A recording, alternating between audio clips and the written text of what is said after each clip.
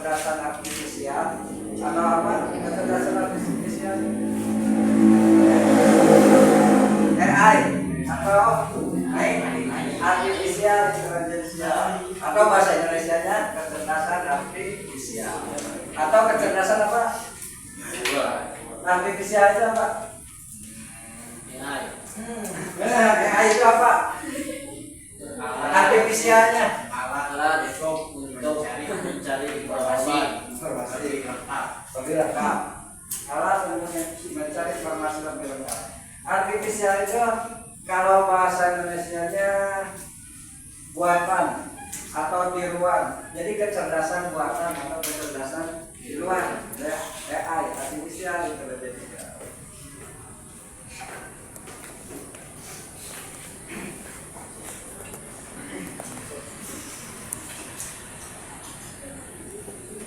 Sebelum kita ke pembelajaran, sebaiknya kita berdoa dulu biar pembelajaran ini dapat manfaat dan kalian dapat menyerap pembelajaran ini.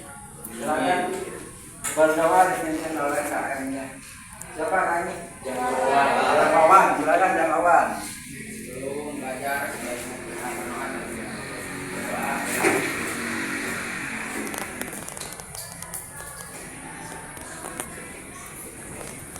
Terima kasih sudah berdoa.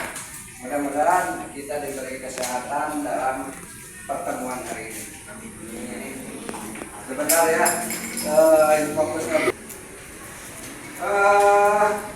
kemarin sampai mana? Yang pertemuan kemarin, yang kalian pahami tentang AI. Pernah menggunakan AI? Mencari apa kalian menggunakan AI? Jawaban. Curhat kayak AI. Masa curhat kayak AI? Kalau ke teman kalian mungkin jam 2 tidak dibalas ya. Tapi kalian mau dibalas jam 2, oke. Silakan. Ya. Masuk gitu. Silakan kalian mau chat dengan AI sampai ke jam berapapun gitu dibalas. Kalau ada yang jangan tidur ya. Ya. Nah, wah namanya balas mah ke AI we, jadi balas mah. Jadi balas. Ini harus didinginkan dulu nih. Infokusnya atau proyektornya. Karena yang namanya elektronik pasti ada kadar waktu, ada masa habisnya. Dari sebentar mungkin AI mungkin suatu saat sekarang itu tercanggih, mungkin suatu saat kita akan menemukan hal yang lebih canggih lagi. Dulu kan sebelum ada WA misalkan ada SMS, kemudian apa? Sebelum WA, misalkan ada BBM, tahu BBM? Tahu. Bahkan banyak. BBM, BlackBerry Messenger, ya. Dulu BlackBerry Messenger ada, sekarang kan kalian juga tidak tahu kan BlackBerry Messenger. Ya. Nah sekarang ganti ke chat, ada WA, ada apa lagi yang bisa Messenger juga? IG Messenger, kemudian Facebook Messenger, itu kan sekarang banyak.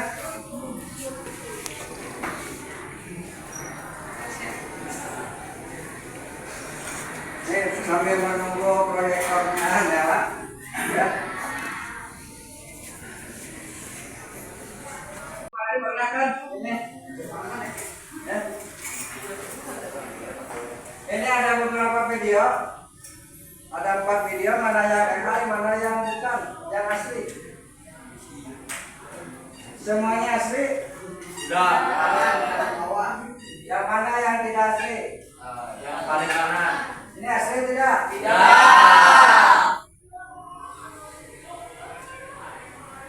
Yang ini? Oh iya. Asli. Asli, Pak. Yang ini? Berarti yang kanan. Mana yang tidak asli? Yang asli? Cuma satu. Atas kiri. Kanan bawah. Yang asli cuma ini? Atau ini? Kanan bawah Pak. Kanan bawah ini. Atas kiri. Berarti yang tidak asli ini, yang asli ini. cuma satu. Ya. Hah? Ada yang lain? Ada saya. Bingung ya? Ya itu. Berarti ini sebenarnya semuanya juga semuanya tidak asli, ini buatan AI semuanya. Ya. Jadi saking canggihnya AI kita jadi tertipu. Ya. Makanya nanti kalau ada di sosial media, hati-hati, jangan dulu kalian percaya, ya, buktikan dulu, cari referensi yang lainnya.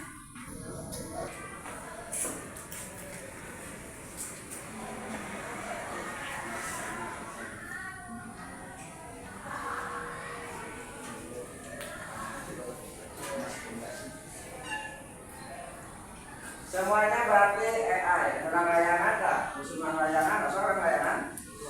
So, jam. Di mana? Tiga.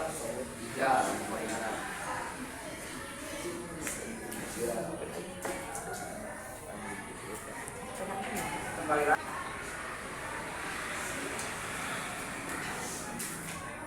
Ini pernah lihat gambar ini? Nah, Eh? Ini hasilnya tadi kan? Pernah buat? Eh? Pernah buat belum? Nah, ini ada. Silakan. Kalian bisa coba-coba menggunakan AI baik di Meta AI, di WA Meta, ya silakan. Bisa menggunakan dengan kalau ini kan biasanya menggunakan apa? Kalau itu. Kalau namanya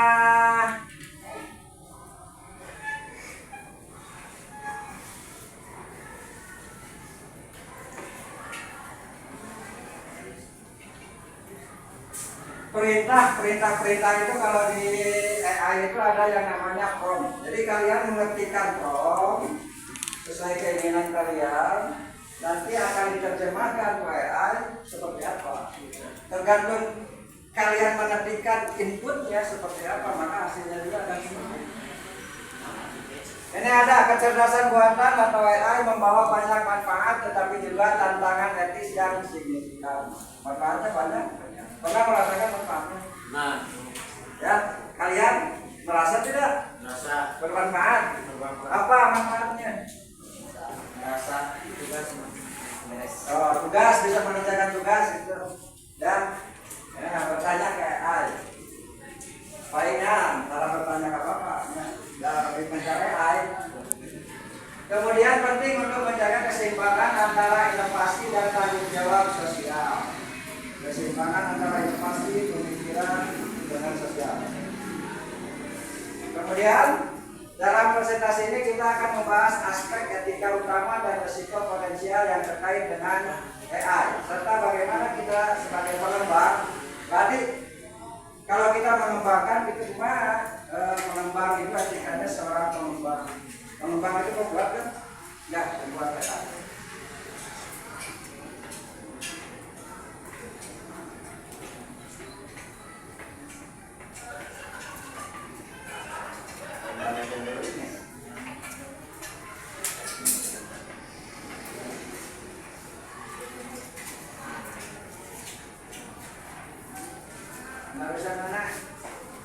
Nah, kita lanjut ini.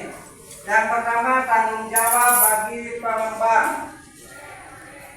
Pengembang AI memiliki tanggung jawab untuk memastikan bahwa teknologi yang diciptakan berfungsi untuk kebaikan masyarakat. Ini tugas pengembang. Ya. Kemudian, ini termasuk menjaga integritas data dan meminimalkan risiko dalam penggunaan algoritma. Apa algoritma? Algoritma. Dulu pernah waktu kelas 7, kelas 8. Algoritma dari Jawa. Apa ini? Oh ini hasil AI, buatan AI. Pernah membuat ini? Ya? Dapat. Berhasil nggak?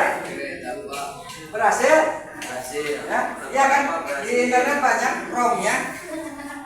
Kan banyak perintahnya harus pakai prompt ini, menggunakan prompt. Nah, coba kalian prompt yang sama, tapi aplikasinya berbeda. hasilnya sama tidak? Ya, nanti coba di rumah. Apakah tiap AI bisa hasilnya sama atau berbeda? Selanjutnya ini ada perlindungan privasi pengguna. Sekarang ke pengguna, tadi pengembang. Sekarang pengembang itu harus ada menggunakan privasi pengguna. Ya, misalkan kalau kalian membuat akun IG, apa yang dibutuhkan akun kalau membuat IG? Email, kata sandi, nomor telepon, nomor HP. Terus, udah kalau di WhatsApp pakai foto. Gitu. Nah, itu namanya privasi kalian. Ya. Itu kalian supaya bisa masuk ke IG, supaya terdapat di IG, berarti harus pakai akun tersebut. Ya. Jadi pakai privasi keamanan, makanya ada keamanan gitu, pakai password. Kalau tidak pakai password, siapa saja bisa membuka akun kita kan. Ya. Tapi jangan salah, meskipun dari privasi, meskipun pakai akun, pakai PIN, kalau server nggak tahu gitu. Server IG tahu, server Facebook tahu, karena tersimpan data kalian di sana. Ya.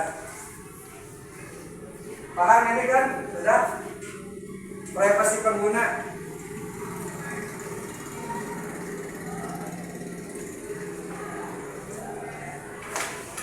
Selanjutnya resikonya seperti apa?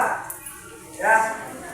Oh ini masih yang tadi ya, yang Prom membuat yang rame di apa di TikTok, di TikTok rame ya, yang seperti ini pernah membuatnya? Pernah. Berhasil tuh? Terus. Paling kalau tidak berhasil itu promnya harus kalian olah lagi. Ya. Kalian olah promnya, kemudian hasilnya seperti apa. Misalkan ganti ini hasilnya seperti apa. Ini ada bias dalam data dapat menyebabkan diskriminasi dan keputusan yang tidak adil dalam aplikasi AI. Kebijakan untuk mengevaluasi dan membersihkan data dari bias sangat penting. Dengan pendekatan ini kita dapat meningkatkan keakuratan dan keberpihakan sistem AI. Ya kadang-kadang kalau yang kita buat, kita inginkan gitu kan, perintahkan ke AI tidak sesuai keinginan kita kan. Nah, tidak sesuai. Jadi kalian harus menggunakan promptnya yang detail. Misalkan kalian mau membuat apa?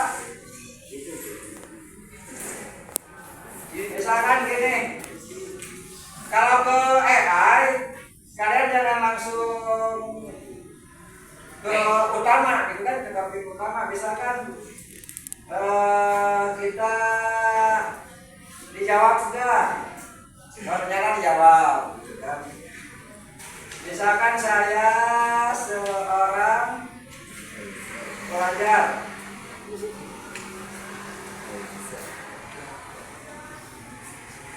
ada yang bisa saya bantu terkait pelajaran, apa mungkin di belajar, apa mungkin kamu ingin membahas topik tertentu. Misalkan saya pas materi seni rupa misalkan, ya. Saya minta bantuan untuk misalkan pelajaran seni rupa.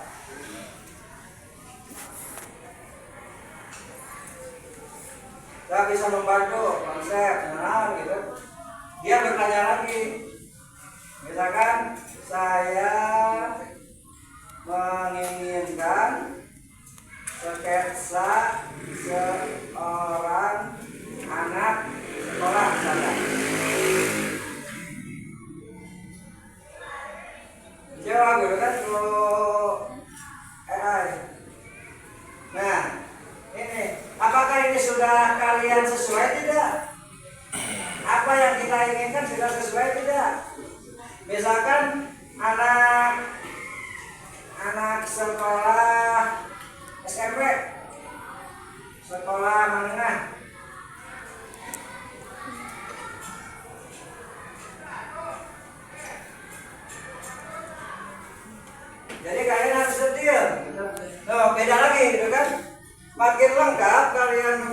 informasi maka makin detail AI menjawabnya. Paham ya? Gitu. Biar tidak ada bias gitu seperti itu. Sudah selesai. Ada pertanyaan? Berarti kembali ke yang tadi.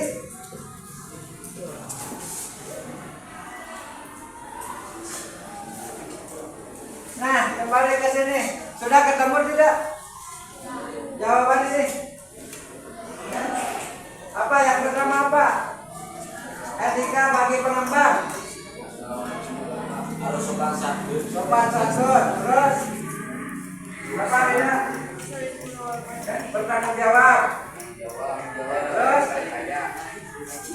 dapat dipercaya. Isi dalam pikiran, perkataan dan perbuatan. Dan dalam menolong dan tabah. Saling kabeh dan gembira. Apa itu? Dasar dharma. Apa lagi? Yang kedua, apa resiko yang mungkin terjadi?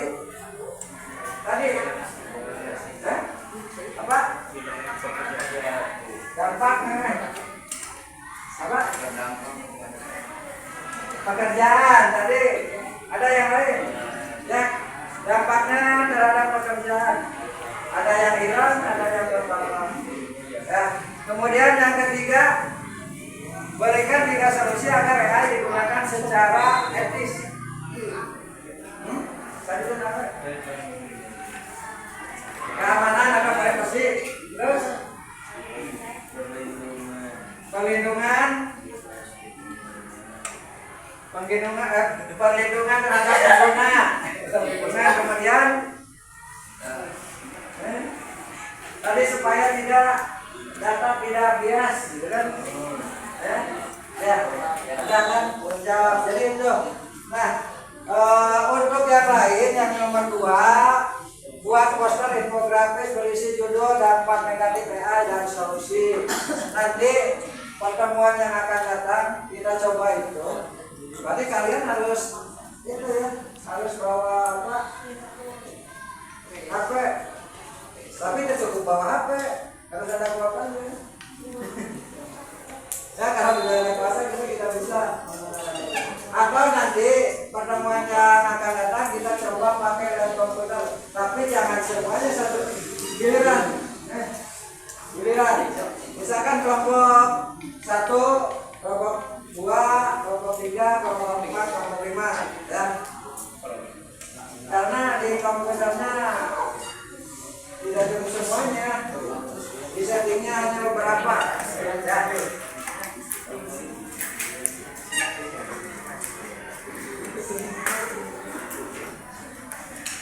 Kemudian siapkan untuk presentasi. Nanti kalian presentasikan.